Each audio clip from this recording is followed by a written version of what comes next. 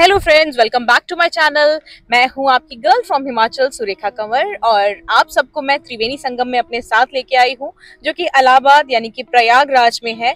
तो चलिए अब गंगा जी के पास चलते हैं और नदी में उतरने का समय आ गया है।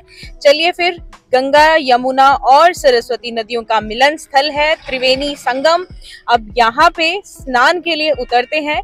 पहले मैंने अपने मम्मी पापा को कहा आप जाइए स्नान के लिए, आप नदी में उतरिए और हम बाहर से आपको पूजा सामग्री देंगे साथ साथ आप, ताकि आपकी पूजा सफल हो। तो अब मम्मी पापा गंगा जी में उतर रहे हैं और स्नान को पूरा करना चाहते हैं।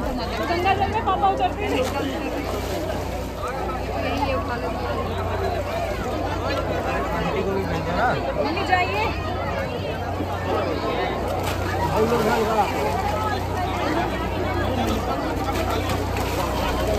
हर हर गंगे, हर हर गंगे। हाँ जी, मैं और रेखा के पापा काफ़ी टाइम से सोच रहे थे रिटायरमेंट के बाद कि हम प्रयागराज जाएंगे, लेकिन इतने साल शादी के बीतने के बाद हमें अब मौका मिला और वो भी ऐसे अचानक। 1.5 महीने से हम सोच रहे थे कि कब हम जाएंगे, लेकिन विचार एकदम से बना और अपने आप ही सारे रास्ते खुलते गए और हम आज देखो कुंभ प्रयागराज जी में त्रिवेणी संगम पर नहाने पहुंच गए। और ऐसे अचानक पहुंचे कि हमें खुद को यकीन नहीं हो रहा है कितना रास्ता था, कितना कैसी कैसी कठिनाइयाँ रास्ते में आई, कैसे हमने सीट बुक करवाई ट्रेन में और कैसे हमारा बेटा हमें स्टेशन पर आधी रात को छोड़ने आया। फिर हम यहाँ पहुंचे और यहाँ आके जब हमने डुबकी लगाई ना, हमारा सारा कष्ट खत्म हो गया। लेकिन जैसे हम पानी उधर पैर रखने से पहले गंगा जी में, तो हमने उससे पहले अपने शरीर को शुद्ध किया। उस पानी को थोड़ा सा मैं अपने पहले भी पिया भी स्नान कर चुका हूँ, लेकिन परिवार के साथ पहली बार मुझे मौका मिल रहा है महाकुंभ में स्नान करने का। यह स्नान मैं अपने पूर्वजों के लिए, इसमें हमारे पूर्वजों का भी उद्धार होता है। साथ में अभी हमारे पूरा परिवार, जो लोग हमारे गांव से यहाँ नहीं आ पाए, उनके लिए मैं स्पेशल डुबकी लगा रहा हूँ गंगा जी में। हम गंगा जी में डुबकी लगा रहे थे तो मेरे बेटा, बहू और पोतियाँ नहीं आए थे, वो घर में रुके हुए हैं। तो मैंने उनके नाम से भी डुबकी लगाई। फिर डुबकी लगाते हुए मुझे अपने भाई की याद आई जो कि नहीं आ सकता है अपने अस्वस्थ होने की वजह से। तो मैंने अपने भाई के नाम से भी डुबकी लगाई और मेरे मम्मी पापा जो अभी इस दुनिया में नहीं है उनके नाम से भी डुबकी लगाई। संगम पे है इस समय, बहुत सुंदर नजारा है। नमस्कार दोस्तों, मैं हूँ सुरेखा कंवर की बड़ी बहन प्रियंका कंवर। और जैसे मैं अपने मम्मी पापा को दोनों को त्रिवेणी जी में स्नान करते हुए देख रही थी, तो मैं भी यही सोच रही थी कि जैसे ये हमारे पेरेंट्स हमारे पूर्वजों के लिए और हमारे भलाई के लिए डुबकी गंगा मैया से विनती करते हैं, प्रार्थना कर रहे हैं, वैसे ही हम अपने कल्चर को हमें भी आगे बढ़ाना चाहिए। और मैंने भी गंगा जी में जाके स्नान किया और मैंने भी अपने पूर्वजों के लिए और अपने आगे आने वाले समय के लिए स्नान करते हुए माता जी से प्रार्थना करी है। और मैं आप सभी से भी यही विनती करती हूँ कि आप सभी भी यहाँ पर आए। स्नान का जो महत्व है ये हमें यहाँ आकर के बहुत अच्छे से समझ आ रहा है। दीदी ऑलरेडी त्रिवेणी संगम में उतर चुकी हैं, तो मैं भी यहाँ कोशिश कर रही हूँ कि मैं भी खुद को थोड़ा सा अपने ऊपर गंगा जल छिड़क करके पवित्र कर दूँ। उसके बाद नदी में उतरते हैं और स्नान करते हैं।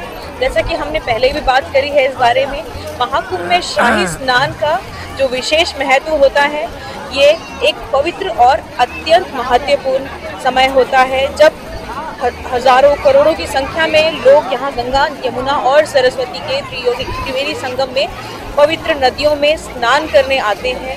शाही स्नान का समय अक्सर महाकुंभ के प्रमुख तिथि पर होता है, जब ग्रहों की स्थिति ऐसी होती है कि उन्हें धार्मिक रूप से शुभ माना जाता है। इस स्नान से मनुष्य अपने पापों से मुक्ति और पवित्रता प्राप्त करता है। शाही स्नान में विशेष धार्मिक और सामाजिक महत्व होता है, जिसमें प्रमुख धार्मिक गुरु और साधु भी भाग लेते हैं। ये समय भगवान से अपनी शुभ कामनाएं पूरी करने और धार्मिक प्रगति की ओर कदम बढ़ाने का होता है। कुंभ का ये स्नान लोगों को एक दूसरे से जुड़े रहने, अपने पापों को धोने और स्पिरिचुअल सफाई का अवसर देता है। इस प्रकार महाकुंभ का शाही स्नान एक पवित्रता और अत्यंत महत्वपूर्ण घटना होती है, जिसमें धार्मिक, सामाजिक और मानसिक पवित्रता का एक प्रत्यक्ष अनुभव होता है। वही हम यहाँ अनुभव कर रहे हैं, साथ में डुबकियाँ लगा रहे हैं। तो डुबकी लगाने का कई धार्मिक और मानसिक फायदा होता है। कुंभ जैसे पवित्र स्नान के समय लोग नदी में डुबकी लगाते हैं, जो कई महत्वपूर्ण लक्ष्यों को प्राप्त करने का एक तरीका होता है। कुछ प्रमुख फायदे क्या हैं इस डुबकी को लगाने के, जरा उस पे भी जिक्र फरमाया जाए। तो पवित्रता और पापों से मुक्तियां पाना, तो ये तो सब कहते हैं कि हम गंगा जी में स्नान करने जा रहे हैं, अपने पापों को धोने के लिए जा रहे हैं। जबकि धार्मिक दृष्टि से डुबकी लगाने से मनुष्य अपने पापों से मुक्त होता है। ये एक प्रक्रिया होती है जिसमें व्यक्ति अपने दुख, पाप और गलतियों को धोया हुआ महसूस करता है। मानसिक शांति आपको मिलती है। नदी के ठंडे पानी में डुबकी लगाने से मन और शरीर को शांति मिलती है। ये एक प्रक्रिया होती है जो व्यक्ति को मानसिक संतुलन और सुकून देती है। जैसा कि हम यहाँ पे फील कर रहे हैं, हम सब एक दूसरे का हाथ पकड़ के यहाँ पे डुबकी लगाने की कोशिश कर रहे थे और काफ़ी अच्छा फील हो रहा है। शारीरिक स्वास्थ्य हमारे को फील हो रहा है, आत्मिक प्रगति हमारे को लग रही है, मन में शुद्धि आ रही है। तो इतना सब कुछ अच्छा लग रहा है। तो दोस्तों, आप क्यों मिस कर रहे हैं? अगर आप महाकुंभ अभी तक नहीं आए हैं तो जल्दी से अपनी टिकट बुक कीजिए और महाकुंभ में स्नान करने पहुंचिए। ये त्रिवेणी संगम का जो ये समय बना है महाकुंभ का, 144 ईयर्स के बाद बना है। ये समय डेली नहीं आता। तो बिल्कुल इलाहाबाद आइए, प्रयागराज में पहुंचिए और गंगा, यमुना, सरस्वती इन तीनों नदियों के संगम में आके स्नान कीजिए इस पवित्र स्थल पर। तो अब इस स्थल पर, यहाँ पर माँ गंगा की पूजा करने के कई लोगों के लिए एक अतुलनीय अनुभव होता है। यहाँ पर माँ गंगा की पूजा करने की विधि कुछ इस प्रकार है, उस पर भी हम जिक्र करेंगे। तो अब हमने स्नान कर लिया है, स्नान करने के बाद ही पूजा की जाती है। इसीलिए पहले पापा मम्मी ने स्नान किया, फिर हम दोनों बहनें भी नदी में उतर गई ताकि हम स्नान करें, उसके बाद साथ में पूजा में भागीदारी लें। तो पूजा से पहले हमने स्नान किया, उसके बाद जो पूजा की सामग्री मम्मी और दीदी ने बैठ के तैयार की थी, अगर आपने मेरा पिछला ब्लॉग नहीं देखा है तो वो भी देख लीजिए। उसके बारे में भी आपको मैं ज़रूर बताऊंगी कि हम पूजा के लिए क्या क्या सामान लेके गए थे, सामग्री लेके गए थे, जो कि हमने यहाँ त्रिवेणी संगम में खड़े होकर के इस समय माँ गंगा की पूजा करने के लिए इस्तेमाल करी। तो आगे वीडियो को भी आप देखिए, साथ साथ मैं आपको बताती भी हूँ कि हमने क्या किया, यहाँ पे सामग्री इस्तेमाल करी। तो मैं मम्मी और दीदी के थ्रू ही आपको बताऊंगी कि उन्होंने एग्जैक्टली कैसे कैसे प्रिपेयर किया था। हमने एक कलश लिया और हल्दी पाउडर, चावल और मौड़ी, फूल और सिक्का। सिक्का मतलब 1 रुपया 2 रुपया, जैसे भी कोई आपकी इच्छा हो, लेकिन होना चाहिए सिक्का ही। और एक नारियल, उसमें बाहर से चुन्नी लपेटी माता की, और एक मौड़ी बांध दी जिसे कलावा। बस ये चीज़ें थी। कुछ और थी, जैसे घर से ही हम अपने शुद्ध देसी घी लेके आए थे, और दीपक और रुई का जो बत्ती, गोल बत्ती बनाई थी, और वही थोड़ा सा सिंपल ही तरीके से हमने पूजा करी। मतलब जो हमसे अवेलेबल हुआ वो हम लेके आए थे, उससे पूजा की और बस मन को शांति मिली। ये ज़रूरी नहीं है कि आपके पास क्या है क्या नहीं है, आप सिर्फ जल हाथ में भर के वही माता को अर्पण कर दो। माता का ही जल माता को ही अर्पण कर दो, माता उसमें भी खुश है, लेकिन आपके अंदर भाव होना चाहिए। तो दोस्तों, भाव ही है यहाँ पे जो सबसे ज़्यादा इम्पोर्टेंट रोल प्ले करते हैं।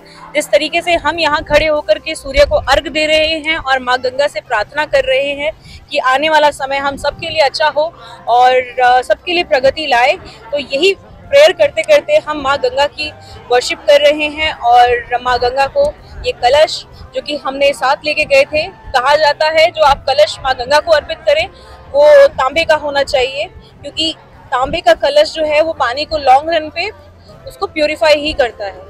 जबकि अगर हम कोई और कलश यूज़ करें या प्लास्टिक का कुछ भी सामग्री माँ गंगा को अर्पित करते हैं उससे हमारी माँ गंगा पवित्र नहीं हो रही है, हम उसको और दूषित कर रहे हैं, क्योंकि प्लास्टिक ना वो गलेगी ना वो पानी में मिलेगी। लंबे समय में नदी में रहने वाले जीव जंतुओं के लिए वो एक अभिशाप बन जाएगी। तो इसीलिए आप भी माँ गंगा की पूजा करें तो ये चीज़ का ज़रूर ध्यान रखिए। जो बायोडिग्रेडेबल आइटम्स होती हैं उन्हीं को इस्तेमाल कीजिए पूजा करने के लिए। हमने फूल लेके गए थे, ऐसी हमने कोई चीज़ नहीं खरीदी। शॉपिंग करने के लिए जब मैं और दीदी गए थे तो हमने ऐसी कोई चीज़ नहीं खरीदी जिससे माँ गंगा दूषित हो। तो हम वही चीज़ें लेके गए जो आराम से पानी में गल जाए। अगर हम सिक्का भी कोई माता को अर्पित करते हैं, लोहा या कुछ भी ऐसा जो सिक्का बना हुआ होता है जिस चीज़ से, उसके लिए भी यहाँ बच्चे खड़े होते हैं मैग्नेट के थ्रू उसको अट्रैक्ट करने के लिए। तो चलो उससे किसी को इकोनॉमी को ही बेनिफिट हो रहा है, किसी का घर चल रहा है उस पैसे से भी, तो वो भी एक अच्छी चीज़ है। तो आप जो दान दक्षिणा कर सकते हैं वो कीजिए यहाँ आकर के, और माँ गंगा से प्रार्थना कीजिए अपने आने वाले समय के लिए।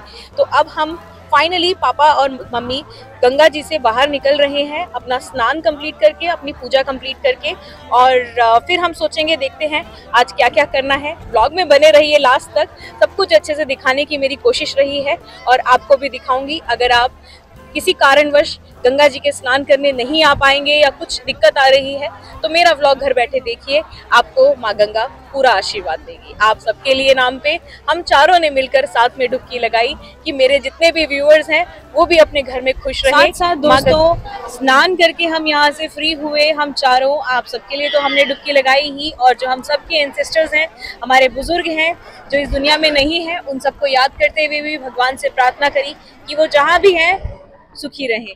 साथ साथ दोस्तों हमने अब यहाँ से घर ले जाने के लिए अपनी जो हम बॉटल्स लेके आए थे घर से ही, उन बॉटल्स को हमने अपने साथ भर करके अपने घरों के तक ले जाने के लिए भर लिया, ताकि हम अपने घरों में ले जाकर जो हमारे घर से साथी यहाँ नहीं आ पाए हैं उनको भी गंगा स्नान का पूरा महत्व दें।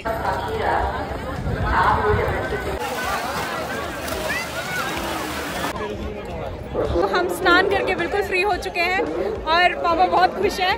स्नान करके अपने कपड़े वगैरह हमने बदल लिए और साफ सुथरे कपड़े पहन लिए। अब निकलेंगे गंगा जी के यहाँ से, त्रिवेणी संगम से। बहुत अच्छा रहा दिन हमारा, मेहनत फल लाई। इतना चल के जो हम आए थे और यहाँ आकर कितने अच्छे स्नान हुए, बहुत अच्छा लगा।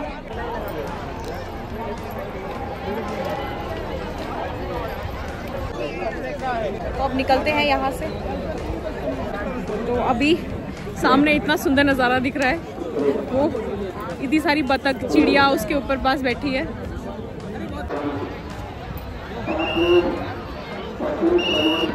क्या सुंदर लग रहा है भाई। सो दोस्तों स्नान हमारे बहुत बढ़िया हुए। स्नान करके अब हम चल दिए हैं प्रयागराज को बाय बाय करते हुए अपने अगले गंतव्य की तरफ। पर लेकिन यहाँ से जो बाहर का रास्ता है वो कम से कम 4 से 5 किलोमीटर पैदल चलने का था ही था। पहले मैंने आपको कल के ब्लॉग में कहा था कि सिर्फ 1 किलोमीटर का रास्ता होगा, बट जब हम सफर करके वहां पहुंचे तो कम से कम तो भी 5 किलोमीटर का रास्ता था जो पैदल चल के हमें आना था अंदर। और मैंने आपको बताया था कि मेरी चप्पल जो थी वो मेरे इस यात्रा को शुरू करने से पहले ही टूट गई थी। तो बिना चप्पल के इस यात्रा को मैंने कंप्लीट किया। तो मुझे कुछ ऐसा लगा कि माँ गंगा चाहती थी कि मैं थोड़ा और परिश्रम करके आऊं ताकि उतना ही अच्छा फल मीठा भी मुझे मिले। तो कोई बात नहीं, मुझे तो अच्छा फल मिल ही चुका है। क्या फल मिला है कुछ समय में आपको वो भी बताऊंगी कुछ अगले व्लॉग्स में। बट अभी हम यहाँ से निकल दिए हैं अपनी अगली यात्रा की तरफ के लिए। पूरा चेहरा बांध लिया है, इतनी ज्यादा धूप थी, मैंने खुद को अच्छे से कवर कर लिया ताकि थोड़ी बहुत स्किन बच जाए। वैसे स्किन तो मेरी खराब हो ही चुकी है। आई होप आपने व्लॉग्स में देखा होगा तो आपको पता चल ही गया होगा। तो अब खुद का भी ध्यान रखना जरूरी है। चलते हैं घर की तरफ और पहुंचते हैं आज अपनी नेक्स्ट डेस्टिनेशन के लिए, जो कि हम अभी प्लान ही कर रहे थे। निकलते निकलते कहते हैं कि जो प्रयागराज आता है वो काशी विश्वनाथ भी जरूर जाता है। तो ये सुना था हमने, तो सोचा क्यों ना हम ये काम कर ही लें कि अब काशी विश्वनाथ की तरफ भी निकल जाए। तो यही चलते चलते डिस्कशन चल रही थी और आगे बढ़ने का एक मोटिवेशन भी बन रहा था। तो चलिए इस सफर को आगे बढ़ाते हैं, साथ साथ आपको दिखाते हैं यहाँ लोगों की जो दुकानें लगी हैं, किस तरह के यहाँ पे सामान यहाँ बेचने के लिए आए हैं लोग। आप देखिए आगे व्लॉग में और एंजॉय कीजिए।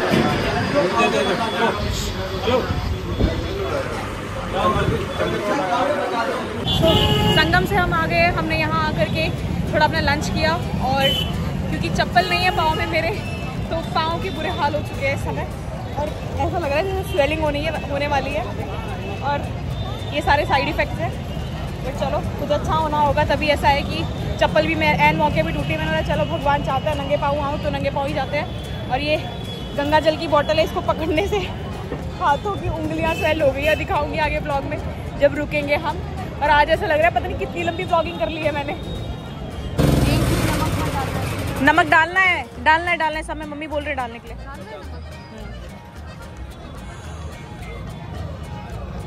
क्या हाल है हमको तेरे पाँव का? खत्म। मम्मी का फास्ट है, और ऐसी गर्मी में मम्मी बेचारे कुछ भी नहीं खा रहे आज। क्या खाया मम्मी? बेर खाए बस।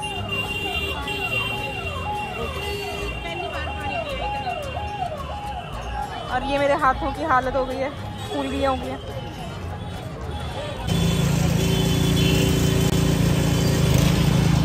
निकल गए हम फाइनली। आती बारी बाइक पे आए थे मैं और मम्मी, जाती बारी अब रिक्शे में चले हैं।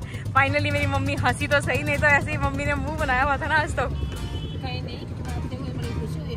भाई स्नान करते समय तो मम्मी के चेहरे पे ऐसी रौनकें थी ना, व्लॉग बना रखा है मैंने वो तो। हाँ अभी टाइम कहाँ लगा मुझे फोन देखने का पापा, अभी तक तो नंगे पाँव ही चले। ऐसे रखना होती है यहाँ से। और मैंने आज मम्मी की बिंदी लगाई है, मेरी बिंदी बहगी थी, और अब मैं खुद को अभी देख रही हूँ शीशे में सामने से कि बिंदी मैंने कौन सी लगाई। मम्मी और मैं सेम पिंच हो रखे हैं, सेम बिंदियाँ, बड़ी बड़ी। सूट सुबह सेम थे, अभी डिफरेंट है। और मेरे को अपना चेहरा ऐसा लग रहा है ना, बिल्कुल मेरी चुन्नी के कलर का हो रखा है, फोटो में तो बिल्कुल ऐसा लग रहा है। सो दोस्तों हम चल दिए थे वापस अब अपनी लोकेशन पे जहां हमारी गाड़ी खड़ी है, और इस टुक टुक के थ्रू हम जा रहे हैं। मम्मी का चेहरा आप देख सकते हैं, कितनी बुरी तरह से मम्मी थक चुके हैं पूरे रास्ते भर में इतना ट्रैवल करके। तो अब हम चल रहे हैं वापस। मम्मी साथ में हैं, पापा भी साथ में हैं, दीदी भी साथ में हैं। निकलते निकलते सब एकदम ऐसा लग रहा था कि अभी सो जाएं और पहुंच जाएंगे कि थोड़ी समय में अपनी लोकेशन पर रास्ते में यहाँ से अंदर हम आए, हमारे टुक टुक वाले भैया यहाँ को ले आए थे। यहाँ को रेलवे स्टेशन का रास्ता है, तो गाड़ी हमारी स्टेशन पे नहीं थी, दूसरी पार्किंग में पार्क थी, तो हम यहाँ से वापस ले गए भैया को। तो अगर कोई जितने भी पैसेंजर्स यहाँ आपको दिख रहे होंगे वो सारे के सारे ट्रेन के थ्रू ट्रैवल करके आए हैं। तो अगर आप ट्रेन के थ्रू आएंगे तो आप भी ऐसे ही आएंगे। और ये है मेरी प्यारी मम्मी जो पूरी नींद की अवस्था में है। मम्मी को जगाना पड़ रहा था बार बार कि गलती से झटका लग करके इधर उधर ना कुछ गिर आ जाए हम, पर मम्मी का ध्यान पूरा रखा है हमने। और दीदी भी हंस रही है ये देख करके। तो ये एक चौक आता है रास्ते में, इसके बाद फाइनली उस लोकेशन तक हम पहुंच जाएंगे जहां पर हमारी गाड़ी पार्क है, और फिर आज का दिन हम आगे कंटिन्यू करेंगे।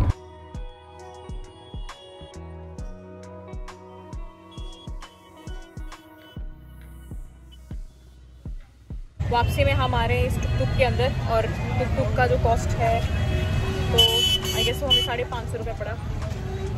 एक टुक टुक को हमने बुक किया, 550 रुपये एक टुक टुक का हमें कॉस्ट हुआ है, पड़ा है। तो आप आएंगे तो आप नेगोशिएट कर सकते हैं अकॉर्डिंगली। अच्छी रही आपकी यात्रा? कंपैरिजन बहुत बढ़िया। सुबह गए थे बाइक से, अभी वापस पहुंच गए पार्किंग में।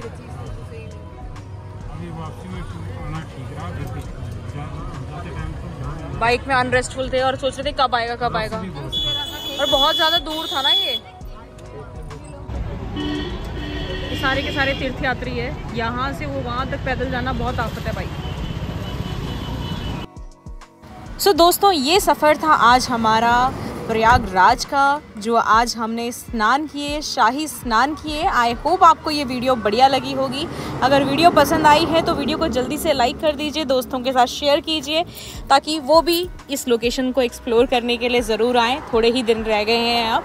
थैंक यू फॉर वॉचिंग दोस्तों, मिलते हैं अगले व्लॉग में। तब तक के लिए अपना ध्यान रखिए, छोटों से प्यार करें और बड़ों की रिस्पेक्ट करें। थैंक यू फॉर वॉचिंग दोस्तों।